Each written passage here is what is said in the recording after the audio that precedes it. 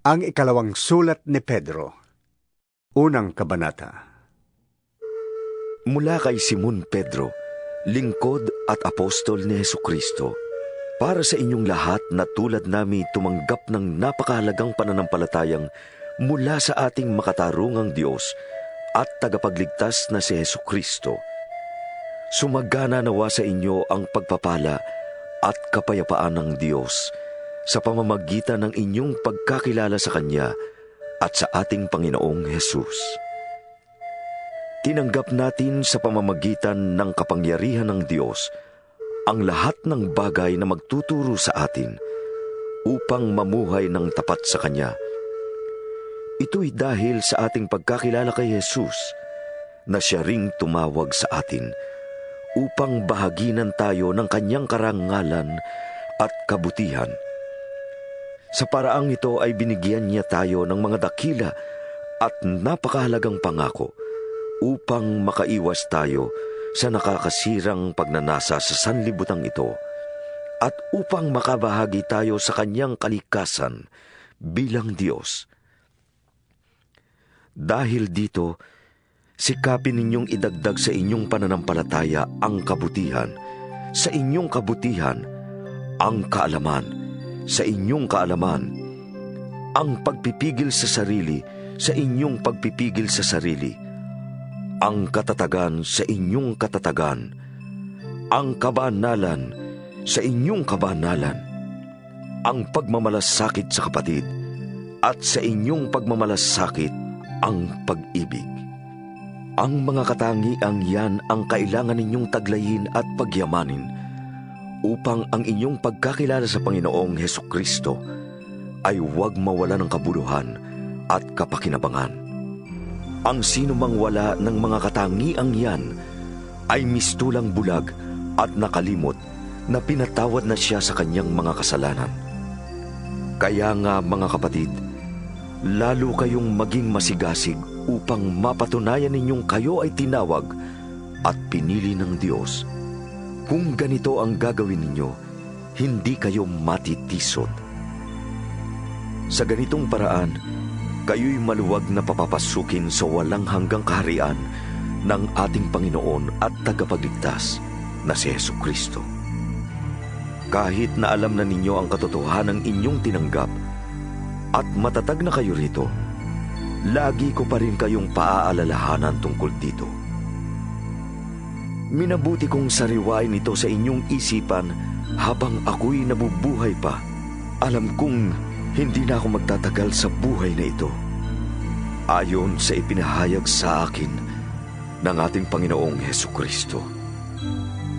Kaya't gagawin ko ang lahat upang maalala pa rin ninyong lagi ang mga bagay na ito, kahit ako'y nasa kabilang buhay na.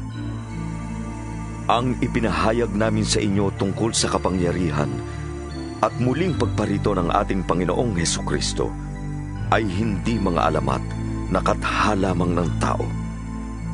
Nasaksihan namin ang kanyang kadakilaan nang tanggapin niya mula sa Ama ang karangalan at kapurihan.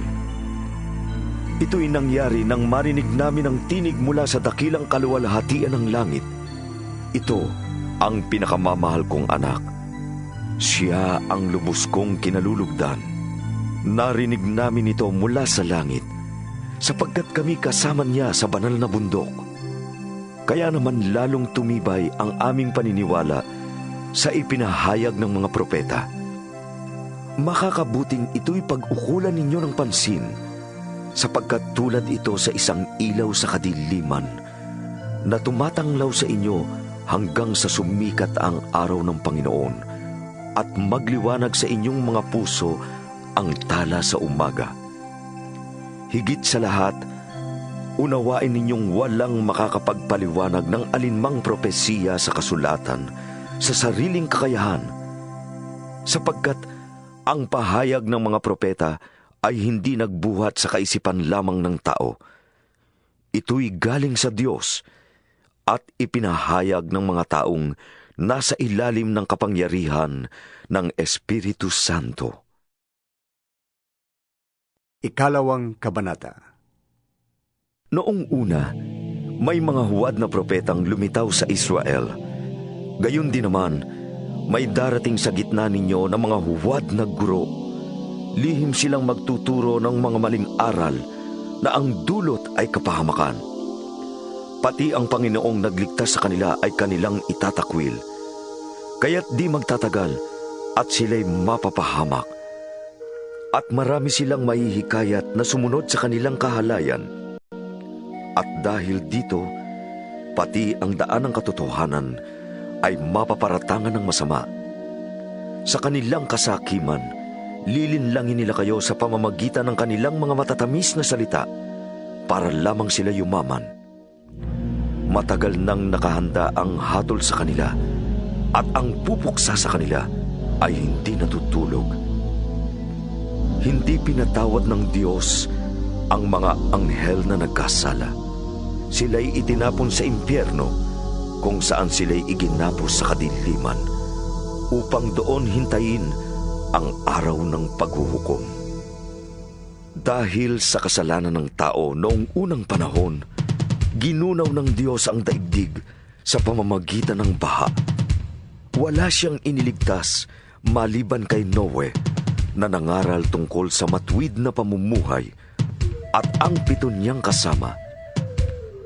Sinumpa at tinupok ng Diyos ang mga lungsod ng Sodoma at Gomora upang maging babala sa masasama tungkol sa kanilang kasasapitan.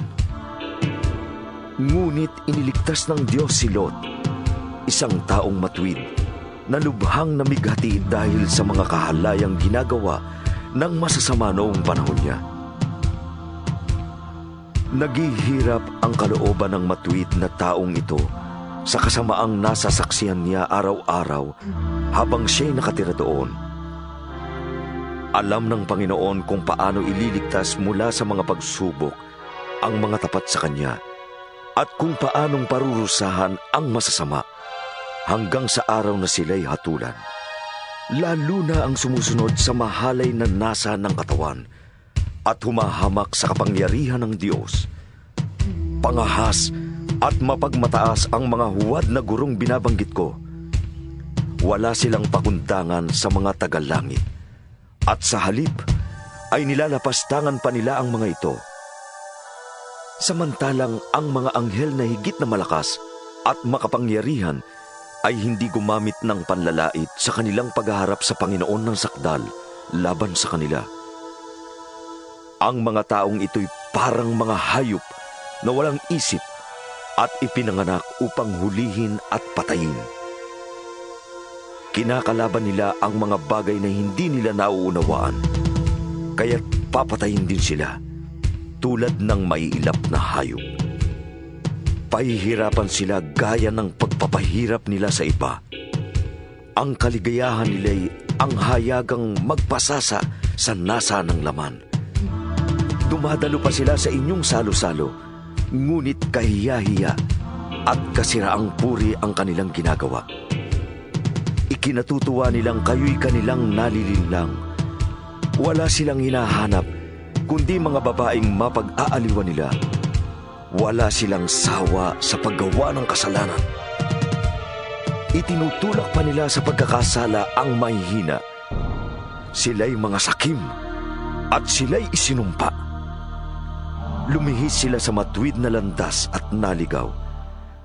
Tinularan nila si Balaam, anak ni Beor, na nagpahalaga sa bayad sa paggawa ng masama. Dahil dito, siya ay sinumbatan ng kanyang asno na nagsalitang parang tao upang siya'y sawayin sa kanyang kabaliwan. Ang nakakatulad ng mga huwad na gurong ito ay mga batis na walang tubig at ulap na itinataboy ng malakas na hangin. Inilaan na ng Diyos ang kadiliman para sa kanila. Mataas silang mangusap, ngunit wala namang kabuluhan ang sinasabi. Ginagamit nila ang nasa ng laman upang maibalik sa kahalayan ang mga nagsisimula pa lamang lumayo sa mga taong may likong pamumuhay. Ipinapangako nila ang kalayaan sa nahihikayat nila, subalit sila mismo ay alipin ng kasamaan sapagkat ang tao ay alipin ng anumang hindi niya kayang labanan. Nakaiwas na sa kasamaan ng daigdig ang mga taong kumilala kay Hesukristo na Panginoon at tagapagligtas. Ngunit kung muli silang maakit sa dating masamang gawain at tuluyang mahulog dito, ang magiging kalagayan nila ay masahol pa sa dati.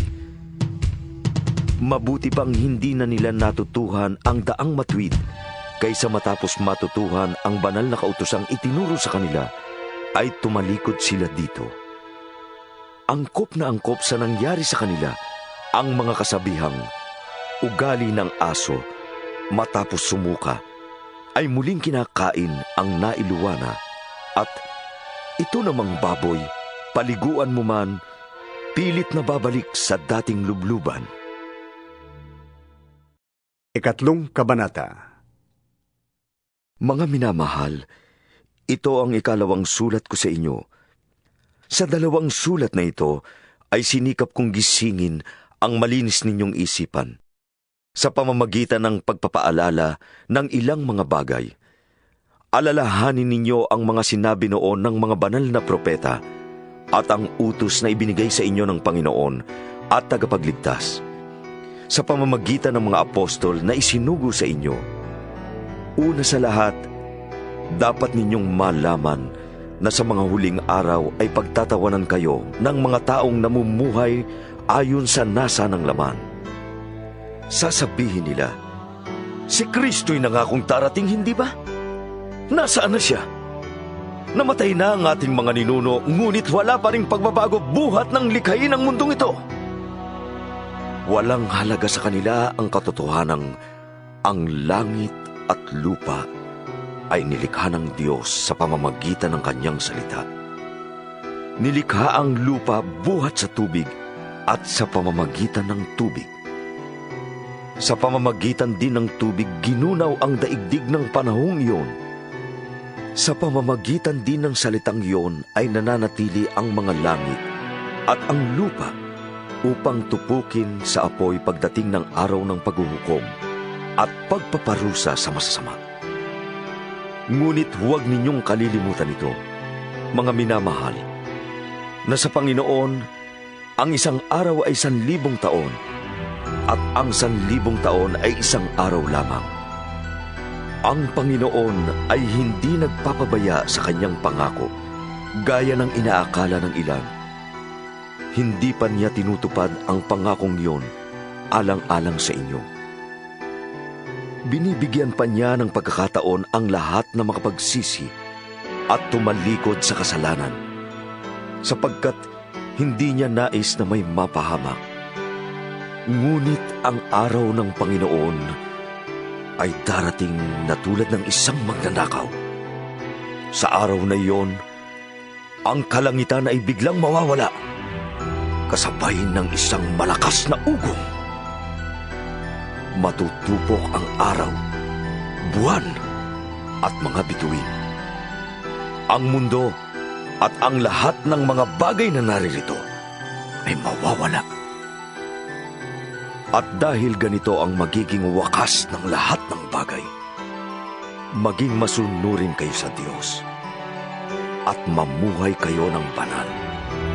Habang hinihintay ninyo ang araw ng Diyos, magsikap kayong mabuti upang madaling dumating ang araw na ang kalangitan ay matutupok at ang mga bagay na naroroon ay matutunaw sa matinding init.